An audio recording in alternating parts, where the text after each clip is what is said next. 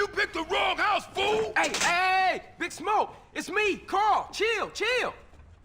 In this video about my game, the Turtle game, you will see how the island level and boss arena environment changed. Spoilers, the boss now has a house. How I struggled with Unreal Engine materials. How I added animations to the collectibles. And how I made the turtle movement feel more like a good game's movement. Maybe you have already discovered the changes. I've created a house for my crocodile boss, so that he isn't fighting you for no reason. You, the player, are trespassing on his property, and he, of course, doesn't want that. I added a thatch roof to the house. If you want to see how I made the thatch material, I also made a time-lapse video showing how it's done. Then I modified the mesh to have multiple roof layers, and the roof went from this to this. I placed some additional meshes around the house, and also added this dumbbell mesh. The island's cliff got some work done. I'm almost finished with placing all the rocks around it. Or that's what I wanted to say, because I just finished it. I'm currently experimenting with some reworked rock materials, because if you look at the cliff from the beach, you might as well be looking at a wall. There is no color variation between the cliff and the other parts of the level, and I really want to set them apart. The cliffs also got some vegetation on them now. That's another reason I want to change the material of the rocks, because it doesn't look good if, for example, the plants grow directly on the stone when there is no grass layer on them. Therefore, I made a new grass material that will be overlaid onto the rocks. But then I realized that it has a huge impact on the shader efficiency, and I definitely don't want to use this for the hundreds of rocks I have in the level. So I tried baking the grass overlay into the stone textures by adding some grass inside Substance Painter, from where I can export the textures and use them in Unreal Engine. The textures then looked like this, and this was the result when I applied them to the rocks. Please tell me in the comments if you think that this improves the look of the environment. And if you have any ideas how to make it look even better, then you can share them too. The grass platforms in the level that are not part of the landscape will now use a material that is similar to the landscape. It uses world position for the texture coordinates, so if two platforms overlap, the material will not show it. While the jumping in the game felt pretty good so far, it was hard to determine the location where the turtle will land. Basically, it felt like this.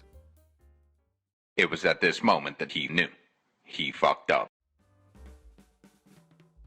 So I added a drop shadow that appears when the turtle is in the air. The shadow will scale in size based on the distance to the floor. If it is far away, it is small, and likewise it is large when you are close to the floor.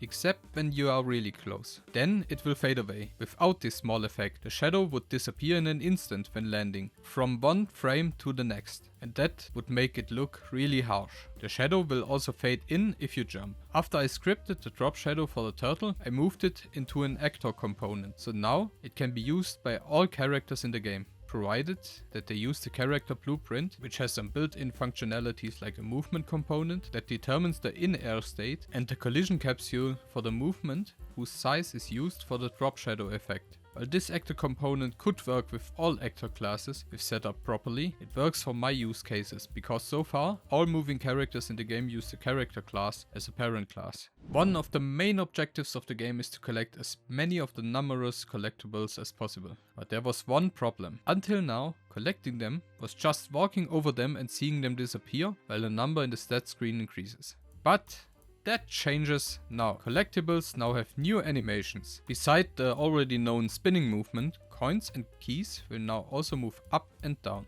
All collectibles now have two collisions. The old collision for collecting them, and the new collision that will make them move towards the player like a gravitational pull as soon as the player overlaps with it. The speed at which the collectibles move increases over time. It also increases based on the distance to the player. When the collectible gets close to the player, it will shrink in size, effectively becoming invisible at zero distance. I made a new blueprint for these collectibles with effects, in which I can decide which collectible has which effect. For example, the bird nest shouldn't rotate or move, so I can just disable those options with a single click. The turtle's camera now feels a bit more dynamic.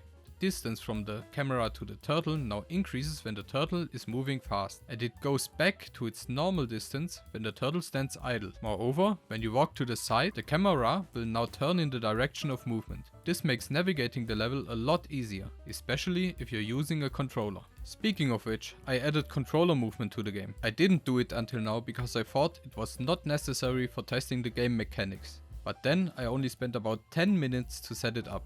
and about 30 minutes playing the game, because the game with controller movement is really addictive. That's the devlog for this time. I tried to go more into detail about the things I make and I hope you enjoyed it. Please tell me if this is too much detail, not enough, or just the right amount. Also, if you liked the video and want to support me, please hit the like button and subscribe. In the description you can find my other social media, a link to my Discord server and Patreon, for those of you who want to support me even more. Thanks for watching this video and have a good day.